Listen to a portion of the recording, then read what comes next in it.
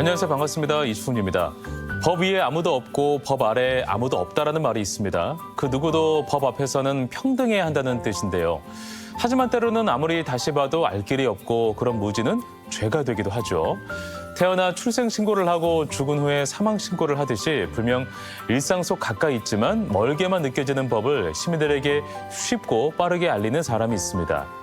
법률 지식은 물론 마음을 나누며 더 따뜻한 세상을 바라는 이형구 전북지방법무사 회장인데요. 지금 함께 만나보시죠. 안녕하세요. 반갑습니다. 반갑습니다. 우리 국민이 사랑하는 MBC를 통해서 우리 시민 여러분께 인사하게 된 거 영광으로 생각합니다. 반갑습니다. 네, 잘 오셨습니다. 회장님, 그 고향 순창부터 전북대학교에서 박사과정까지 전북에서 쭉 살아오시면서 이곳에서 함께 하셨는데요. 법조인으로서 시작도 역시 전북이신 건가요? 그렇습니다. 이 83년도인가? 네. 그때 이 법원 공채 10기 시험을 봐서 네네. 합격을 했고 84년도에 전주지방법원 네네. 총무과를 시작으로 각 부서에 근무를 하게 됐죠. 뭐 또 우리 전라북도는 13개 등기소가 있는데 네네. 뭐 임실, 김제, 익산 등기소하고 가족관계 담당관하고 2014년도 6월에 법원 서기관으로 명예퇴직을 했습니다. 그렇군요. 알겠습니다. 그러면서 이제 쭉 또 법무사로서의 또 길을 걷고 계신 것 같은데, 법무사라는 직업 자체가 뭐 아는 사람도 있지만 뭐 약간 좀 생소하신 분들도 있는 것 같아요. 그래서 어떤 일들을 좀 하는 건지 궁금하기도 하고 그 설명을 좀 해주신다면 어떻겠습니까? 법무사라고 하면 네. 이게 좀 전문직이지 않겠습니까? 근데 그 과정이 뭐 법원직 또 검찰직 네네. 또 시험을 통해서 법무사 자격증을 얻게 되거든요. 네네. 네, 그래서 그분들이 이 실무적인 분야로 거의 업무를 하고 있기 때문에 특히 이제 변호사하고 법무사의 영역이 네. 상당히 혼란스러워해요. 맞아. 어떤 차이점이 있는지 궁금하기도 하더라고요. 그렇습니다. 변호사인 경우에는 법정에서 변론권이 네. 있다는 거고 맞습니다.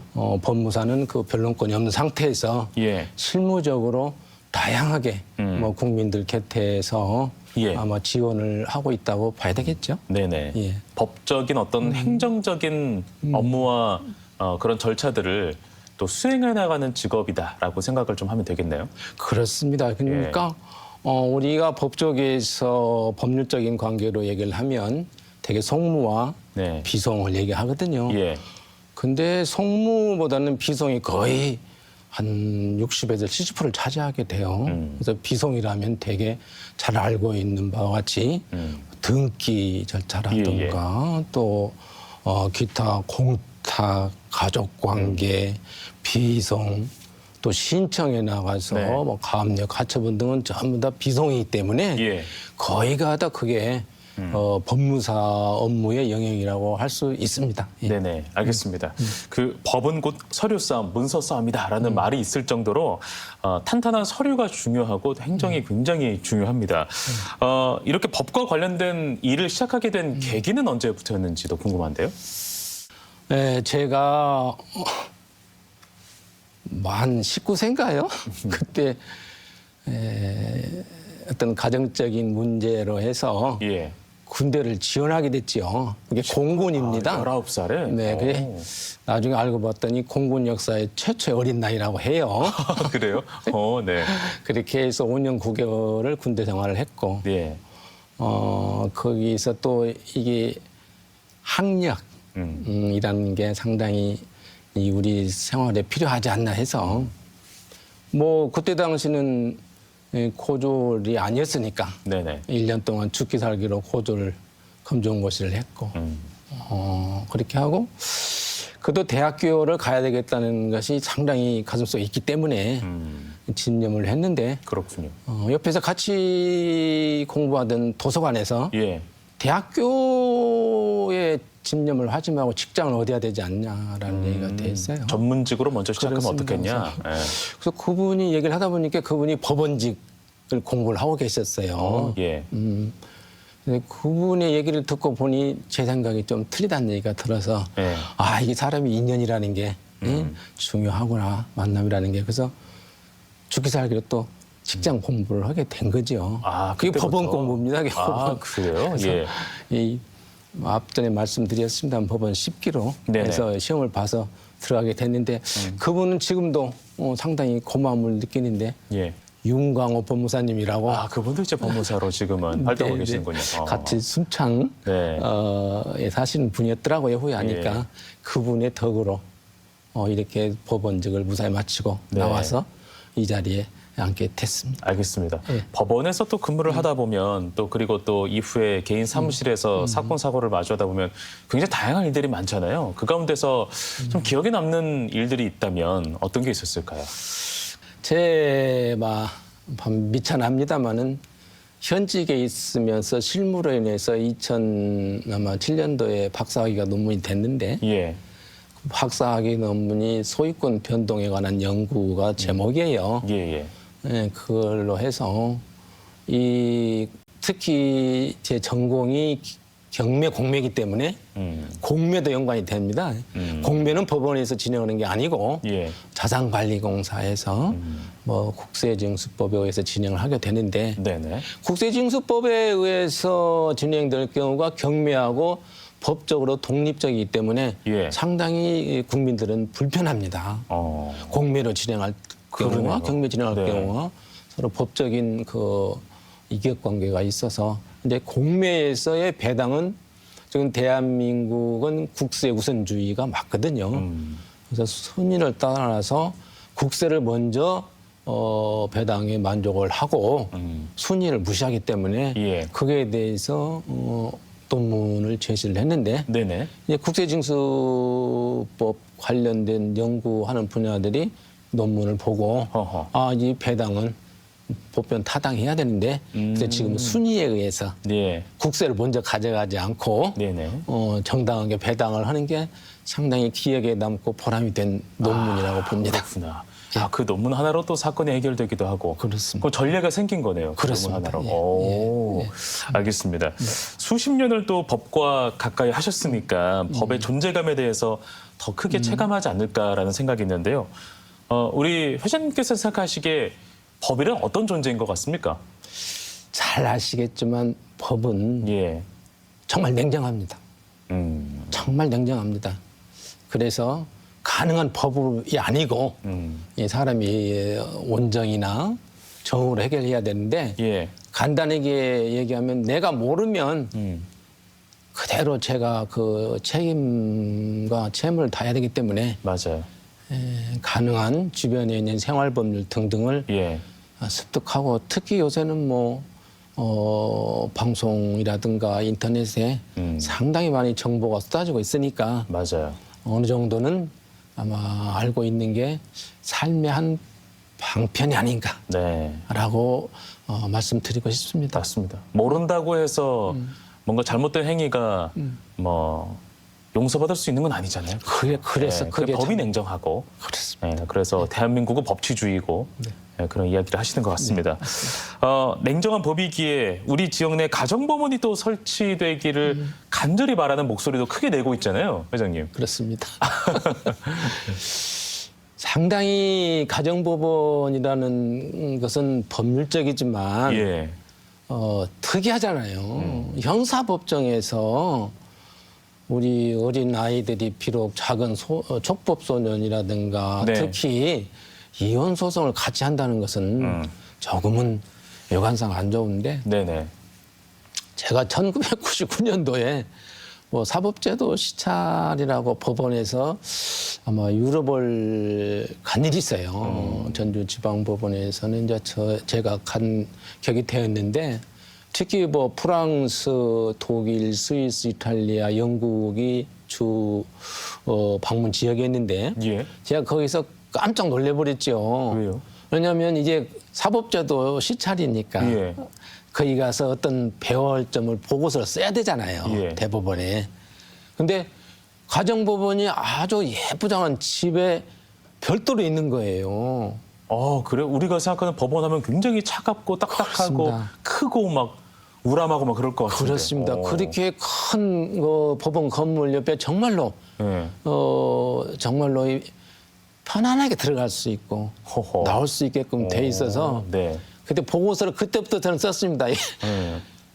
지역마다 적어도 도마다는 가정법원이 도청 소재지는 있어야 되지 않겠냐라고 한 게 됐고 뭐 그 뒤로 저도 이제 잊어버렸죠. 이제 법무사 이제 전북지방 법무사 회장이 당선이 돼서 2년 후에 2022년도죠. 우리 법무사님들 모두 모시고 우리 저 대한민국 국회 현관 롯텐도 홈이라고 하는데 거기서 전라북도 가정법원이 설치가 돼야 된다. 이 가정법원 설치는 빨리 할수록 좋습니다. 이 참 화도 나고 네. 그런 것 정도는 하나 해결을 해야 되지 않냐. 이게 시민과 국민들을 위한 것인데 네. 그 생각이 아주 간절합니다. 그러니까 가정법원의 역할이 어쨌든 시민들이 가장 뭐 좀 가깝게 체감할 수 있는 그런 어떤 법리 분쟁에 있어서 가장 빠르게 좀 해결하고 좀 어떤 법률 서비스를 제공하는 그런 곳이잖아요. 근데 그렇죠. 우리 지역에 없기 때문에 뭐 광주나 뭐 이쪽으로 넘어가는 걸로 알고 있거든요. 네. 네. 상당히 좀 불편하죠. 불편하죠. 네. 그 지금 현재 몇 년 전부터 광주 고등법원 전주부가 예. 이제 설치가 돼서 광주까지는 갈 일이 없습니다만은 그 전에는 엄청 힘들었죠. 맞아요. 그걸 떠나서 저는 그 장소가 별도로 지금 전주지방법원의 그 법원 그 청사 말고 예. 별도로 설치를 해서 거기까지 예. 우리는 선진화가 돼야 된다라고 말씀드리고 싶습니다. 네, 알겠습니다. 이런 안타까운 현실에 주저하지 않고 또 많은 사람들이 생활 속에서 법률 상식을 깨울 수 있도록 직접 또 행동으로 나서기도 했는데요. 사단법이 한국생활법률문화연구원을 만드셨어요. 이곳은 어떤 역할을 하는 곳인지도 이야기를 들어볼까요? 대학교 강의를 할 수 있는 기회가 있었어요. 네. 근데 그때 당시는 사회교육원이었는데 예. 이제 평생교원으로 바뀌었죠. 그래서 98년도부터 2018년도까지 시민을 위한 강의를 하면서 네. 그 계기가 예.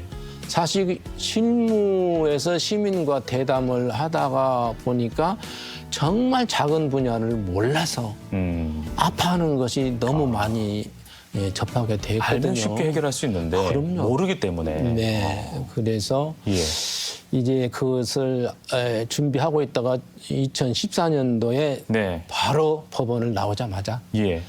생활법률문화연구소였어요. 원래 명칭은. 네네네. 그래서 2년 전에 한국생활법률문화연구원으로 했는데 그래서 지금 적극 활동을 하고 있는데 그런 등등 시민들을 위해서 연구소는 뭐 특히 다문화 가정, 영세 우리 이거 가정, 또 장애 가정 등등의 조금이나마 어떤 도움이 되기 위해서 설립을 했는데 네.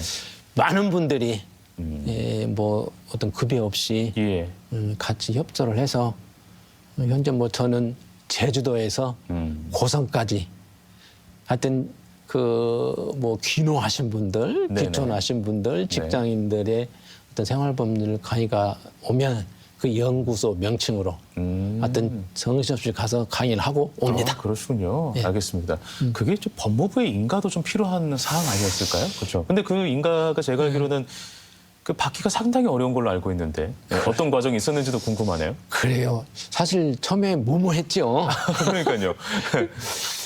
일반인으로서 법무부에 처음에 신청을 하니까 예. 법무부에서 너무 황당해하는 거예요. 이런 경우가 없는데. 서울에 뭐 법무법인이라든가 네. 그런 데서도 설득 뭐 그때 당시는 한 게 없었다고 그래요. 예. 이제 공익 뭐 부서는 있었지만 그래서 몇 번 그에 대한 그 확신 같은 거 또 자료 같은 걸 문서 회신이 와서 네. 그대로 하겠다. 오. 이것은 필요하다. 오. 뭐 일반인이 아니라 네. 목적 자체가 국민들을 위한 것이니까 그러네요. 뭐 한번 해보겠다. 이게 무슨 큰 뭐 명예가 아니고 예. 현직에서 있다 보니까 이게 필요한 것 같은데 다른 분도 저를 위해서 저를 보고 많이 했으면 좋겠고 그랬더니 법무부에서 인가를 해준 거예요. 와, 한 번에. 네. 야, 그런 케이스가 아예 없었다 보니까 오히려 굉장히 특이한데 하면서 이렇게 근데 또 얘기 들어보면 되게 필요한 그렇습니다. 예, 네. 어떤 또 성격이기도 하고 네. 그래서 인가를 또 받게 되셨군요. 그렇게 해서 지금 오늘에 금년이 10년 차잖아요. 아, 그러네요. 네, 그렇습니다. 예. 알겠습니다. 그 이제 연구원도 설립하고 다양한 활동을 하실 것 같은데 그 연구원에서는 그럼 어떤 역할들을 하고 뭐 다양한 이야기들 한번 들려주시면 어떨까요? 일단 연구소는 그 설립 목적에 따라서 예. 주위에 많은 그 관련 시민과 연관된 단체, 네네. 기관, 그러니까 업무 협약을 해서 수시로 저희들이 가서 뭐 전라북도하고도 업무 협약을 했고 네네. 전주시하고도 했고 등등 많이 했습니다만 네네. 예, 이제 특히 저희들이 이제 해외 쪽으로는 베트남 예. 같은 데 가서 이무품 전달도 몇 년 전에 했고 코로나 때문에 그게 좀 중단이 됐는데 내가 2025년부터는 예. 베트남의 이 동라이성에 저희들 기다리고 있는 어린 학생들이 있어요. 네네. 그래서 그래서 이무품도 전하고 특히 우리 한국과 베트남에는 상당히 그 어떤 끈끈한 네. 국가 간의 관계가 있어야 맞습니다. 예. 저희들도 해야 되고 맞아요. 그래서 집중적으로 할 것 같고요. 또 뭐 이제 몽골 같은데 뭐 나무도 아마 심어서 황사 막는데 그것도 하나의 그 국가적인 차원이고 예. 작은 단체지만 맞아요. 그런 계획도 하고 있습니다. 그럼요. 다양한 또 그 비영리 어떤 성격의 활동들을 정말 많이 하고 계시고 또 생활 법률을 또 많이 알리려는 노력도 많이 하고 계신데 실제로 한 신문사에 또 아주 오랜 시간 동안 그 또 기고를 또 하기도 했고 그러면서 많은 이 생활인들에게 그런 법률 지식을 함양시키기 위해서 노력을 많이 하고 계십니다. 혹시나 이 자리를 통해서 이런 상식 정도는 알아두면 참 좋다 하는 게 있다면 법무사로서 좀 한 가지 소개를 해주신다면 어떻습니까? 앞전에도 아마 소개한 연속 선상일 수도 있어요. 예. 뭐 아까 뭐 여기 뭐 주위 토지 통행권 같은 거. 사실 뭐 아파트 같은 건 그런 상황이 없지만 예. 이 주택 같은 경우에는 많습니다. 이게 공로로 통행하게 될 경우에 갑자기 앞 공로 땅을 사고 오신 분이 예. 거기다 집을 짓는다. 그러면 지금까지 수십 년 그 길로 당겼던 분이 상당히 힘들잖아요. 그러네요. 그것은 뭐 민법 219조에 그 내용이 나왔는데 공유 토지 통행할 수 있는 네. 그런 그 법적 근거가 있으니까 예. 당황하지 마시고 뭐 이렇게 법률가한테 상의를 하면 예. 오히려 그 토지 소유자도 기존의 통행권자한테 통행할 수 있게끔 네. 법적으로 돼 있으니까 네네. 그게 뭐 저희 같은데 이렇게 자문이라든가 뭐라고 해야 되나요? 이렇게 연락을 하시면 예. 저희들이 뭐 하시라도 문제가 없이 해드리도록 하겠습니다. 네, 법조인들에게 연락해서 그렇습니다. 그런 어떤 법률 상식들을 정확하게 알고 대응하면 뭐 차분히 잘 진행될 수 있다라는 이야기. 그렇습니다. 알겠습니다. 자, 생활법률 문화연구원이라는 이름에서 드러나듯이 생활 법률만 또 전하는 것은 아니고 문화예술 분야에도 상당히 좀 많은 관심을 쏟고 계시다라고 들었어요. 법률과 문화라. 이게 맞는 이야기일까요? 제 개인적인 생각을 말씀드릴 수밖에 없는 거죠. 예. 법하고 어떤 문화하고는 일치가 되지 않냐. 저는 그렇게 생각을 해요. 그래요? 뭐 고민 속에 또 어려움 속에 어떤 그런 문학이 나올 법도 한데 저 같은 경우에는 저희 아버지가 100세까지 사셨어요. 엄청 사셨네요. 네. 근데 이게 중환자실 가실 때까지 일기를 쓰셨어요. 집에 엄청나게 많은 일기장이 아버지께 있습니다. 그래서 상당히 그 아버지의 DNA가 저한테 있지 않나. 그래서 아버지한테 항상 그래요. 항상 쓰세요, 그러면 우리 회장님도. 저는 이제 어차피 글을 써야 되니까 예. 이 문단에는 제가 그 법원직 들어가고부터 법원 사람들이라는 매월 월간지에 예. 그 시라든가 아니면 약간 까심난을 썼었죠. 그래서 뭐 2003년도인가요? 그때 대법원에서 문희상도 주고 그랬어요. 네. 네. 네. 지금 전북문단은 한 40년 동안에 있는데 법과 문학은 그렇게 멀리 있지 않다라고 저 개인적으로 네. 말씀을 드립니다. 그래서 뭐 다문화 가정에도 네, 네. 문화적 함양을 위해서 다양한 활동들도 하고 계시고, 네. 구체적으로 좀 어떤 활동들을 그러면은 시민들하고 나누는 걸까요? 문학적으로? 문학적으로는 저희들이 이제 뭐 신앙송 예. 금년에도 네. 제가 지금 그래도 전북 시인협회 회장으로 있잖아요. 현재 맞습니다. 아니 놀랍게도 등단을 하셨어요. 네. 2001년도인가 예. 공무원 문학에 등단을 했거든요. 그래서 이제 뭐 시집이 5권 정도 나오는데 그 중에 3권이 개인 독자 시집이고 예. 2권이 공전데 이 그런 쪽에 시민들과의 함께하는 것 정말 인문학이 중요해요. 거기다 또 시 같은 건 상당히 예. 마음의 아픔을 치유할 수 있고 네. 뭐 의사도 치유하지 못하는 거 할 수 있는 게 글이지 않나라고 해서 지금 금년에도 뭐 성공리에 끝났습니다마는 남원 시하고 순창군에 신앙송을 가서 했었죠. 많은 시민들이 오고 그래서 그렇게 접목을 하는 게 예. 아마 시민들한테는 참 좋은 평이 있습니다. 어허. 그렇군요. 예. 알겠습니다. 참 이게 참 활동하시는 모습 보면 뭔가 이제 극과 극을 좀 달리는 것 같은 느낌이에요. 그러니까 법은 굉장히 냉정하고 예. 좀 차갑잖아요, 사실은. 아주 이성적인 논리가 따라야 되는 거고. 근데 시는 그렇진 않잖아요. 좀 따뜻하고 감수성이 있어야 되고 반드시 논리가 있을 필요는 없고 시적 허용이나 이런 것도 가능하니까.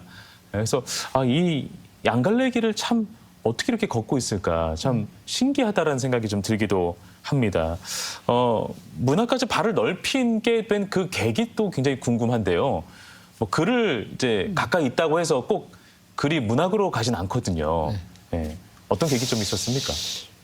이게 앞전에도 말씀드렸습니다마는 글은 또 법은 연구를 하고 네. 고민을 해야 되고 그게 머리에만 있는 게 아니라 이 심상으로 이루어져서 글로 나왔을 때 예. 그게 뭐 남이 알아주든 안 알아주든 상당히 네. 그 내면의 우리 사람들의 내면의 세계를 표출하는 방법이지 않을까라고 해서 뭐 그게 습작을 하게 된 동기가 예. 아마 글을 쓰게 된 것 같습니다. 노벨문학상을 타시는 한강 씨가 시를 하다가 너무 힘들어서 소설로 바꾼 거 아니겠어요? 이제 시로 계속 하고 있는데 일단은 열심히 뭐 습작하는 게 뭐 처음에부터 잘 쓸 수는 없지 않겠어요? 예. 뭐 수시, 수처, 습작을 해서 예. 그게 그 시가 단 한 사람이라도 제3자의 마음을 편안하게 한다라면 네. 기꺼이 그 시 한 편을 써야 되겠다는 생각이 뭐 강하게 있는 거죠. 네. 생활 속 법률에 대한 어떤 일을 하다 보니까 그 시민들이 겪고 있는 여러 가지 상황에 직간접적으로 좀 체험을 하게 됐고 거기에서 나오는 것들이 또 이 시의 어떤 소재가 되기도 하고 그래서 또 문학으로 가게 된 게 아닌가라는 생각이 들기도 하고요. 그렇습니다. 맞습니다. 예. 법률이 복잡하니까 네. 거기에 대해서 많은 그 생각 끝에 나오는 게 예. 아마 글로 뭐 표현이 되는 것도 아나운서님 판단하시는 것이 예. 아마 상당히 근접한 것 같아요. 네네, 알겠습니다. 올해 9월에는 생명의 먹줄을 놓다라는 작품으로 청암문학상을 또 받으셨어요. 어떤 작품인지 궁금한데요. 글쎄 이 시집을 내기 위해서는 상당히 이 스스로의 많은 그 노력이 필요하잖아요. 예. 외부로 내 글이 나와야 된다는 거 그 자체가. 근데 이 생명의 먹줄을 놓다가 92편의 제 개인 시집으로서 최근 거 예. 세 번째 시집인데 잘 아시겠지만은 우리 김만경 평야에 가면 정말로 우리가 이 보릿고개를 생각할 수도 있는데 마음이 참 풍요로워집니다. 편안해지고 이 곡식들이 있어서 정말 힘든 사람들에게 힘이 되지 않냐라는 생각. 또 벽골조도 오래된 그 터지 않겠어요? 그래서 거기를 가서 이루어지는 심상이 생명의 먹줄을 놓다. 그래서 목수는 먹줄이 생명이잖아요. 그래서 우리 생명의 먹줄은 식량이에요. 그래서 접목이 돼서 그 시가 나왔고 청안문학상은 사실 저도 깜짝 놀랐어요. 예. 뭐 하루 전에 상복이 별로 없는 사람인데 그래서 근데 우리 김철규 시인님께서 예. 사제를 털어서 열심히 글을 쓰고 또 시집을 낸 후학들한테 용기를 주기 위해서 예. 한 상이라고 해요. 그렇군요. 그래서 정말 그분에게 감사를 드리지요. 네, 알겠습니다. 법조인으로서 또 문학인으로서 바쁜 삶을 또 보내고 계실 텐데요. 이런 바쁜 삶 속에서도 절대로 잊지 않는 가치관이 있거나 또는 가치가 있다면 그게 무엇일까요? 제가 뭐 외람되게 상당히 어렸을 때부터 내가 혼자 살아나가야 되지 않냐라는 생각이 있어서 선하게 살아야 되고 강하게 살아야 되고 성실하게 살아야 내가 살아남겠지 않는가라는 게 아마 제 보이지 않는데 삶의 목표였던 것 같아요. 네. 하여튼 성실해야 된다. 라는 게 제 그 삶의 모토이기도 합니다. 그러한 성실함은 나 혼자 잘 살겠다라는 마음보다는 이 구성원들 모두가 함께 좀 잘 살 수 있는 그런 노력을 내가 그런 성실함으로 좀 보여줘야겠다라는 마음도 있었던 것 같기도 하고요. 그렇습니다. 네. 그렇습니다. 알겠습니다.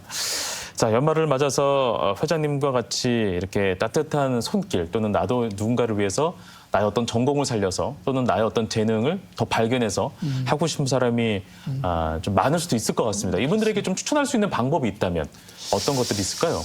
자, 이제 우리가 혼자 생각보다는 요새는 많이 문이 활짝 열렸기 때문에 네. 스스로 내가 무엇을 해야 되겠다라고 할 경우에는 어렵지 않게 접근할 수 있는 게 많습니다. 특히 저희 생활법률문화연구원도 예. 문이 활짝 열려 있기 때문에 그래요. 뭐 봉사를 하겠다. 네. 또 같이 자기 전문적인 지식과 노하우를 이렇게 전수해서 나보다 힘든 분들에게 전해줘야 되겠다라고 하면 얼마든지 오셔서 그렇군요. 그분들이 네. 낫습니다. 꼭 법률적인 어떤 영역이 아니어도 되는 거예요. 그렇습니다. 그렇습니다. 그래서 오직 그게 시민들, 국민들의 어떤 봉사하겠다는 생각이 있으면 예. 길은 많다고 봐요, 저는. 그래서 그렇게 생각을 하고 공동 운명체의 어떤 그 마인드를 가지고 있으면 예.